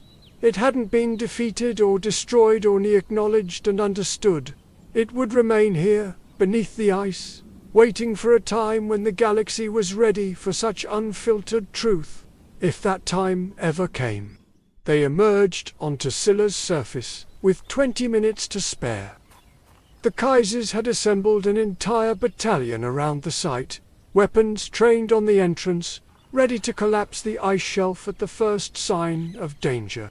Syndic Mithras Saphis met them personally, relief visible on her usually stoic face. "The seismic activity stopped 30 minutes ago. We feared the worst. The worst was averted," Luke said, simply. "The Shadow Collective is neutralized. 3 survivors for your custody. But their leader," she made her choice. Mithras Saphis studied him for a long moment. "And the Wellspring itself, still there, still dormant, still dangerous to anyone who approaches it without wisdom." Luke met her gaze steadily. "Your ancestors were right to guard it. I recommend continuing that policy for at least another few millennia." She nodded slowly. "The Ascendancy concurs. The thermal charges will remain in place, set to activate if anyone breaches the perimeter again. Better buried than abused." As they boarded their shuttle for the journey home, Kael found himself on the observation deck with Lysa and Jarek, watching Zilla recede into the stars. "We almost lost ourselves in there," Jarek said quietly. The Wellspring showed me what I'd become if I'd kept pursuing forbidden knowledge, not evil exactly, but hollow, a being that knew everything but understood nothing. It showed me all my possible futures, Lysa added. Every choice I could make, every path I could walk. Some lead back to darkness, others to light, most to shades of grey I don't have words for. And you know what the terrifying part was? They were all real possibilities. All of them were me, just different choices. That's what makes us more than the Force, Kael said, pulling out his fractured kyber crystal and holding it up to the starlight. We're not just conduits for power. We're beings capable of choice, of learning from mistakes, of becoming better than we were. The Wellspring can't teach that, it can only show us what we already believe. So what do we believe? Jarek asked. Kael thought about everything they'd experienced across the past year and a half. 3 crises, 3 tests, 3 opportunities to choose darkness, and 3 times choosing light, not because the light was easy or simple, but because it aligned with who they wanted to be. We believe that power without wisdom is just destruction, Kael said slowly. That knowledge without ethics is just information. That strength without compassion is just cruelty. We believe that the Force isn't just something we use, it's something we're part of, and our choices shape it as much as it shapes us. The Jedi believed in balance, Lysa said. Light and dark in equal measure, but they fell too, split into Jedi and Sith. Maybe balance isn't about equal parts, light and dark. Maybe it's about acknowledging both exist within us and constantly choosing which to feed.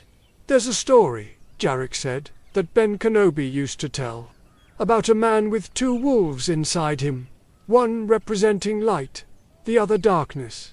They're constantly fighting. Someone asks which wolf wins, and the man says, the one you feed. But both wolves need to exist, Kael added. Because without darkness, we wouldn't appreciate light. Without temptation, there's no virtue in choosing good. The Wellspring showed us that we can't eliminate either side. We can only choose, moment by moment, which path to walk. Luke emerged onto the observation deck, drawn by their conversation. You're all very philosophical tonight. We nearly became dark side spirits, Lysa said dryly. It inspires reflection. Luke smiled, but it was tinged with sadness. Nox could have been saved, even at the end, if she'd been willing to accept that being less than all-powerful was acceptable. But she'd spent so long defining herself by her power that without it, she couldn't imagine who she'd be. Will we know? Jarek asked quietly. When our time comes, will we know if we're defining ourselves by power instead of principle? That's what this is for, Luke said, gesturing to encompass all of them. This academy, this new order we're building. We watch each other, challenge each other, help each other see our blind spots. The old order failed, partly because they became so certain of their rightness that they stopped questioning themselves. We won't make that mistake. But we'll make others, Kael said. Inevitably, Luke agreed. But we'll learn from them, adjust, and try again. That's all anyone can do. Mira's voice came over the intercom, jumping to hyperspace in 2 minutes. Hope everyone enjoyed their near-death experience, because we're going straight back to boring diplomatic missions after this. They laughed perhaps harder than the joke deserved, but they needed the release. They'd faced ultimate power and walked away unchanged because they'd chosen to be unchanged. That was worth celebrating. As the stars stretched into lines and Zilla disappeared behind them, Kael thought about his fractured kyber crystal, Lisa's journey from darkness to light, Jarek's struggle with forbidden knowledge, and Luke's efforts to build something better than what came before. None of them were perfect. All of them carried scars, doubts, and the capacity for darkness. But they also carried hope, wisdom earned through failure, and the commitment to keep choosing light even when darkness seemed easier. Perhaps that was enough. The Academy on Yavin 4 had grown beyond recognition. Where once there had been a single repurposed temple, now there stood a complex of buildings, meditation chambers, training halls, archives, and living quarters for nearly 50 students. But Luke had learned from the old Order's mistakes. These buildings weren't monuments to Jedi power. They were tools for learning, simple and functional, designed to serve rather than impress.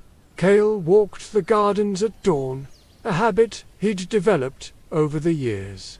At 43, he felt older than his age suggested, the weight of survival, of choices made and paths walked, showed in the grey threading through his hair and the lines around his eyes. But he was at peace in a way he'd never been during those years of hiding after Order 66. His fractured kyber crystal still powered his lightsaber, still flickered occasionally, still bore the scars of its trauma. He'd been offered replacement crystals dozens of times, perfect, unblemished, stable. He'd refused them all. The fracture was part of who he was now, a reminder that broken things could still serve, could still matter. "Master Vross," a voice called. He turned to find a young Twi'lek Padawan, one of the newest students, approaching nervously. "Master Skywalker said you might have time to talk. About ... about being afraid." Kael smiled gently. "I always have time for that. Walk with me." As they walked, the Padawan, barely 15, spoke of fears about the dark side, about making mistakes, about not being strong enough to be a Jedi. Kael listened, remembering his own fears at that age, before Order 66 had taught him what real fear meant. The old Order taught that fear leads to anger, anger leads to hate, and hate leads to suffering, Kael said when the Padawan finished. They weren't wrong, exactly, but they taught it as if fear itself was the enemy, something to be eliminated. We teach something different now. What's that? That fear is information. It tells us we're in danger, that we need to be careful, that something matters to us. The question isn't whether we feel fear, we all do.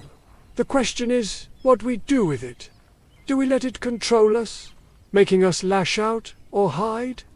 Or do we acknowledge it and choose our response anyway? The Padawan considered this. So, ... it's okay to be afraid. It's okay to be anything you feel. Emotion isn't the enemy. Suppressing emotion until it festers is feel your fear, understand it, and then choose how to act. That's what we mean by balance. Now, not the absence of difficult emotions, but the wisdom to experience them without being ruled by them. They walked in comfortable silence for a while. Then the Padawan asked, "Master Vross, is it true you fought a Sith Lord and offered them redemption?" Kael smiled. "I did. She's actually teaching a class on Sith philosophy this afternoon. You should attend. Understanding how the dark side thinks is different from being tempted by it." The Padawan's eyes widened. "A former Sith teaches here. A redeemed Jedi teaches here," Kael corrected gently. "We all have pasts. What matters is who we choose to be today." Later that morning, Kael attended the council meeting, though calling it a council felt too formal for what was essentially 5 Jedi sitting in a circle discussing the week's concerns. Luke insisted on minimal hierarchy, minimal formality. Wisdom came from conversation, not proclamation. "The New Republic is asking for help again," Master Velt reported. 3 border worlds are dealing with Force-sensitive warlords claiming to be new Sith Lords. Mostly just dark side users who found a holocron or ancient text and think that makes them inheritors of some grand tradition. Send Lysa and Jarek, Luke suggested. They understand the seductive nature of Sith philosophy better than most. Sometimes former Darksiders can reach people that lifelong Jedi can't. Agreed, said Master Kiranati, the Dathomiri witch, who'd brought her people's unique Force traditions to the Academy. We should also consider whether we're creating a new problem, though. We teach openness about the dark side, study Sith texts, allow students to explore their darker emotions in controlled environments. What if we're making it too easy to fall? We might be, Luke admitted. But the alternative hiding darkness, pretending it doesn't exist, suppressing everything that might lead to it, that's what destroyed the old order. They created so much pressure that when someone finally cracked, they exploded catastrophically. Anakin Skywalker fell harder than almost anyone because he'd never been allowed to even discuss his fears and attachments. So we accept some will fall as the price of honesty, Kiranati pressed. We accept that falling is always a possibility, Kael interjected, and we create paths back. We don't abandon people at their first mistake or moment of darkness. That's the lesson we learned from Lysa, from Jarek, from Vader himself. Redemption is always possible if we're willing to offer it. And if they refuse it? Master Velt asked. Then we protect others from their choices? Luke said firmly. Compassion doesn't mean allowing harm, but it does mean trying mercy before resorting to punishment. The meeting continued, addressing dozens of small concerns, curriculum decisions, resource allocation, disputes between students, the mundane work of building something that would outlast them all. That afternoon, Kael sat in on Lisa's Sith philosophy class. 20 students listened as she explained the Sith Code, not as evil dogma but as a coherent philosophical framework that had attracted countless Force users across millennia. Peace is a lie. There is only passion, Lysa recited. The Sith believe that the Jedi Code's emphasis on peace leads to stagnation, that true life requires passion and emotion. And you know what? They're not entirely wrong. The old Jedi became so focused on peace that they failed to recognize war being waged against them from within their own government. A student raised her hand. But doesn't that justify the Sith way? If they were right about that? Being right about one thing doesn't make you right about everything, Lysa explained. The Sith Code's next line is through passion, I gain strength. Also, true passion can be a source of tremendous strength. But the Code continues, through strength, I gain power. Through power, I gain victory. Through victory, my chains are broken. That's where it goes wrong. Why? Another student asked. Because it reduces everything to a hierarchy of domination. Strength is only valuable if it leads to power over others. Victory is defined as defeating enemies. And breaking chains means freedom from all restraint, moral, ethical, social. The Sith Code is fundamentally about the self, about individual power, with no regard for community or responsibility to others. Lysa paused, her expression thoughtful. I lived that code for years. I know its appeal. It promises freedom, power, the ability to never feel helpless again. But here's what it doesn't tell you. A life lived only for yourself is a very lonely life. Power without connection is just isolation. Victory without purpose is hollow. So, how do we learn from it without falling to it? The first student pressed, by acknowledging that passion and emotion are natural, even valuable, while rejecting the conclusion that they should be our only guides. Lysa said. We can be passionate about justice without needing to dominate others. We can draw strength from our emotions without letting them control us. That's the balance, taking what's true from both Jedi and Sith philosophies, while rejecting what leads to harm. Kael smiled. 3 years ago, Lysa had been Darth Revan, convinced that only the dark side offered real power. Now she taught students how to understand that power without being consumed by it. If that wasn't proof that redemption and growth were possible, he didn't know what was. That evening, Kael found Jarek in the archives, poring over ancient texts as usual.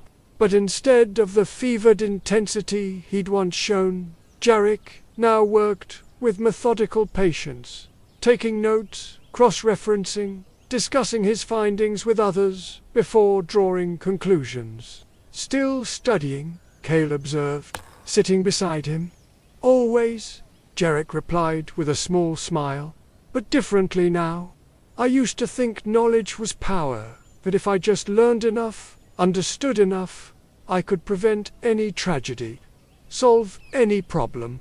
The Wellspring taught me otherwise. What did it teach you? That knowledge without wisdom is just trivia. That understanding something intellectually is different from understanding it in your heart. I can recite 1,000 Jedi teachings, but if I don't live them, if I don't let them shape my choices, they're just words. He closed the book he'd been reading. I'm researching now not to accumulate power, but to serve others. Different motivation, different result. Your grandfather would be proud, Kael said.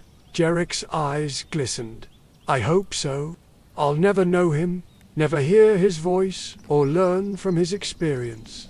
But I can honor his memory by being the kind of Jedi he tried to be, someone who used power in service of others, not self. They sat in comfortable silence, to survivors of different tragedies, united by their commitment to choose light even when darkness whispered sweet promises. As night fell over Yavin 4, Kael made his way to the temple's highest point, a meditation platform that overlooked the jungle canopy. Luke was already there, gazing at the stars. Thinking about the future, Kael asked, joining him. And the past, Luke admitted. About my father, about Ben, about Yoda, about all the Jedi who came before, and the mistakes they made. I want this order to be better, but I'm terrified of making new mistakes they never thought of. We will make mistakes, Kael said. That's inevitable. But we'll make different mistakes than they did, learn different lessons, and pass different wisdom to those who come after us. That's how it should be, each generation building on the previous one, not simply repeating their patterns. Luke nodded slowly. The old order stood for 1,000 generations. I'd be happy if ours lasts even 1/10 of that. It will, Kael said with conviction, because we built it on a different foundation. Not on hierarchy and control, but on honesty and compassion. Not on suppressing our capacity for darkness, but on acknowledging it and choosing better. Not on individual perfection, but on collective wisdom. Heavy thoughts for a quiet evening, Luke observed with a slight smile. We've earned heavy thoughts, Kael replied, returning the smile. We've faced ancient Sith, forbidden holocrons, and the raw force itself. We've seen what happens when people pursue power without wisdom, knowledge without ethics, freedom without responsibility, and we've chosen a different path.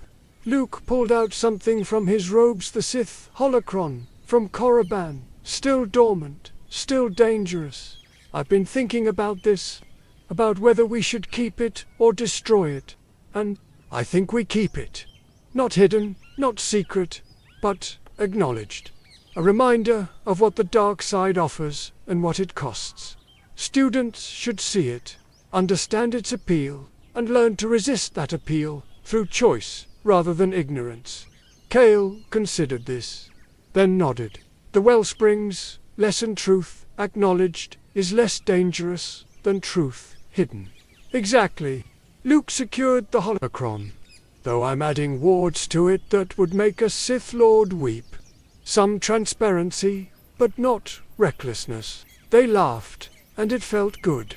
After everything they'd been through, Order 66, the Empire, the struggle to rebuild, laughter was a victory in itself. Master Vross, a young voice interrupted. The Twi'lek Padawan from that morning approached hesitantly. I'm sorry to interrupt, but I wanted to thank you for this morning, for saying it was okay to be afraid. Always, Kael said warmly.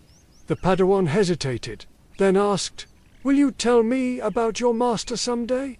Master Skywalker talks about Ben Kenobi, but you don't talk about yours much. Kael felt the familiar ache softer now than it had been, worn smooth by time, but never truly gone. His name was Corran Vey. He taught me that the Force wasn't just something we used, but something we were part of. He believed in balance before it was accepted philosophy, and he died protecting me during Order 66. I'm sorry, the Padawan said quietly. So am I. But I honor him by living, by teaching what he taught me, by being the Jedi he believed I could become. That's what legacy really means. Not just memory, but continuation. As long as I live his teachings, he's not truly gone. The Padawan nodded thoughtfully, then bowed and departed, leaving Kael and Luke alone once more. You're good at this, Luke observed. Teaching, passing on what you've learned. We all are, in our own ways, Kael replied. You're building an entire order. Lisa's teaching about redemption and the dark side. Jarek's learning to balance knowledge with wisdom. Mira's showing that you don't need to be Force-sensitive to make a difference. We're all contributing to something larger than ourselves. A new Jedi Order, Luke said softly. Not better than the old one, necessarily. Just ... different. Honest about our flaws. Open about our struggles. Committed to learning from mistakes rather than pretending we're above them. Kael pulled out his fractured kyber crystal one more time, holding it up to catch the moonlight. It flickered, as it always did, a reminder of trauma that had never fully healed. But it glowed, bright and steady despite its imperfection. This crystal represents everything we've learned, Kael said. It's broken, but it works. It's scarred, but it's beautiful. It's imperfect, but it's enough. That's what we're building here, an order that accepts imperfection as part of the journey. That sees scars as signs of survival rather than shame. To imperfect Jedi, Luke said, raising an imaginary glass. To imperfect Jedi, Kael echoed, and the wisdom we earn through our failures. Below them, the Academy bustled with life, students practicing, teachers instructing, beings from dozens of worlds coming together to learn about the Force and their place within it. Not all would succeed. Some would fall to darkness. Others would simply leave, finding different paths. But enough would stay, would learn, would grow into wise and compassionate Force users who understood that balance wasn't about being perfect. It was about acknowledging your capacity for both light and dark and choosing, moment by moment, to serve something larger than yourself. The Force flowed through all of it, through the students' laughter and struggles, through the teachers' wisdom and doubts, through the very stones of the temple and the jungles surrounding it, not as a tool to be wielded, but as a living energy that connected all things, that responded to choices made with intention and heart. Somewhere in that Force, Kael felt Corran Vey's steady guidance. The countless Jedi who'd fallen during Order 66, even Darth Nox's final moment of clarity. All of them contributing to the cosmic force, all of them part of the great pattern that neither began nor ended, but simply was. "Do you think we succeeded?" Kael asked quietly. "In what we set out to do?" Luke considered the question for a long moment. "I think we're still succeeding. Every day we choose compassion over cruelty, wisdom over power, community over self. That's success. Not a destination we reach, but a direction we walk. A journey without end. The best kind," Luke agreed. "Because it means there's always room to grow, always more to learn, always another choice to make. The Wellspring showed us that ultimate power leads nowhere good, but ongoing growth, constant striving to be better than we were. That's what makes life worth living." They stood in comfortable silence as the jungle night filled with sound creatures calling to each other, wind rustling through leaves, the distant hum of the Academy's generators. Life in all its messy, imperfect glory. "Come on," Luke said eventually. "There's a council meeting in the morning, and Master Coronati will give us that look if we're not well rested." Kael laughed. "The look that says, 'I've endured Nightester training, don't test me.' That's the one." They descended from the meditation platform together, to Jedi among dozens, all of them contributing to something that would outlast them all. Not through power or perfection, but through the simple act of choosing light, day after day, choice after choice. The fractured kyber crystal in Kael's pocket pulsed one more time, and in that pulse he felt Karan's approval. Felt the connection between past and present, between master and student, between all beings who'd ever struggled to understand the Force and their place within it. The legacy wasn't perfect, but it was enough, and in the end, perhaps, enough was all anyone could hope to achieve. The Force will be with you, always. Not as a promise of protection from hardship, but as a reminder that connection transcends death. That wisdom survives beyond individual lives. That every choice we make ripples forward through time. The echoes of the Force continue, shaped by the lives of those who walk the path between light and dark. And in those echoes, hope endures.